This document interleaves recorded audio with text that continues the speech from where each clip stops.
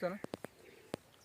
नमस्कार शेतकरी बंधूंनो, त्रिमूर्ती organic form या आपल्या यूट्यूब चॅनलमध्ये मी प्रदीप गाडवे सर्वांचं अगदी मनापासून स्वागत करतो. आपण आपल्या चॅनलच्या माध्यमातून शेतकऱ्यांपर्यंत अधिकाधिक चांगल्या पिकांची माहिती देण्याचा नक्कीच प्रामाणिक प्रयत्न करत असतो.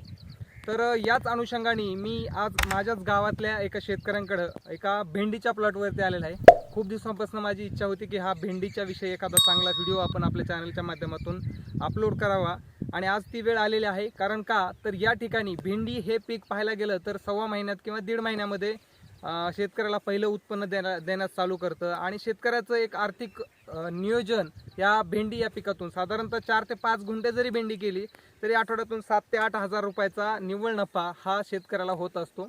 कारण का तर भेंडी हे दिवसेंदिवस म्हणजे अगदी एका दिवसाआड किंवा रोज म्हटलं तरी तोडायला येत असते. तर याच अनुषंगाने आपण भेंडीचा बऱ्याच शेतकऱ्यांना जे काही कमी क्षेत्रावाले शेतकरी आहेत त्यांना सजेशन देत असतो. तर याच अनुषंगाने आज आपण या भेंडी या पिकाला पाहण्यासाठी आलेलो आहोत. तर आपण शेतकऱ्यांशी थोडक्यात चर्चा करूयात आणि या भेंडीच्या वाणाविषयी आणि भेंडीच्या जी काही उत्पन्न आहे हे याच्याविषयी थोडक्यात चर्चा करू. तर आज आपण आपल्याबरोबर एक आमचे शितपूरचे प्रगतशील शेतकरी आहेत. तर नमस्कार बसा. नमस्ते. तुझं थोडक्यात परिचय दे आमच्या शेतकऱ्यांना. माझे नाव भाऊसाहेब भीमराव चौगुले, मी सिद्धपूर राहणार आहे आणि आमचे मित्र बी इथं त्यांनी आम्हाला सांगितल्यामुळे आम्ही ही वाण केलाय.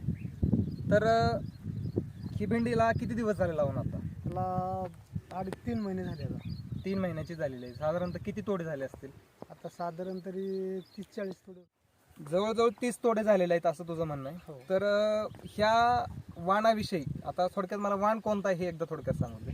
ही महिकोची रीत आहे. तर महिको कंपनीची रीता म्हणून ही व्हरायटी आहे. हा. तर ही रीता निवडण्याचं काय कारण होतं? म्हणजे तुला काय वाटलं की बाबा आणि लावल्यानंतर तुला काय वाटतं की काय प्रकार दिसतोय? म्हणजे मला आहे ना त्या अगोदर ही लावायची होती, आपली ती काय नव्हती, दुसरी भेंडी लावायची, दुसरी लावायची होती. पण तुमच्याकडे ज्यावेळेस बी न्यायला आलतो ना त्यावेळेस मग तुम्ही सांगितलं की बाबा ती बारडगाव ही तिकडे आहे ना राशीन साईडला, तेव्हा म्हणलं हे लावतात लोक आणि चांगला रिझल्ट आहे ह्याचा रोगाला. त्याच्या व्यतिरिक्त आता तुला काय जाणवलं की ही भेंडी लावली तू तोडण्यासाठी सोपी आहे का किंवा उत्पन्न चांगलं होतंय का? तोडायला पण सोपी आहे, दररोज तर लगेच मोडतही भीती आणि उत्पन्न बी चांगलं आहे त्याला. ओके, उत्पन्न चांगलं झालं ओव्हरऑल. तर शेतकरी बंधूंनो, भेंडीमध्ये सगळ्यात टफ म्हणजे सगळ्यात कठीण टास्क कोणता असेल तर ते म्हणजे फक्त भेंडी तोडण्याचं टास्क असतं. तर ते तोडण्याचं टास्क असं असतंय की तुम्ही पाहू शकताय की भेंडीवरती थोडं फोकस करायसाठी तर भेंडीवरती तुम्ही पाहायला गेलं तर ह्याच्यावरती नाजूक असे काटे असतात.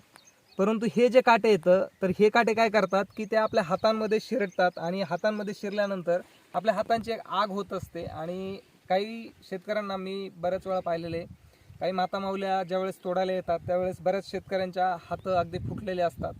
ग्लोव्ज वापरून सुद्धा त्यांना खूप मोठ्या प्रमाणावरती या गोष्टीला सामोरं जावं लागतं. तर या ठिकाणी हे तोडण्यासाठी सोपं आहे हे ऐकून एक खरंच चांगलं वाटलं.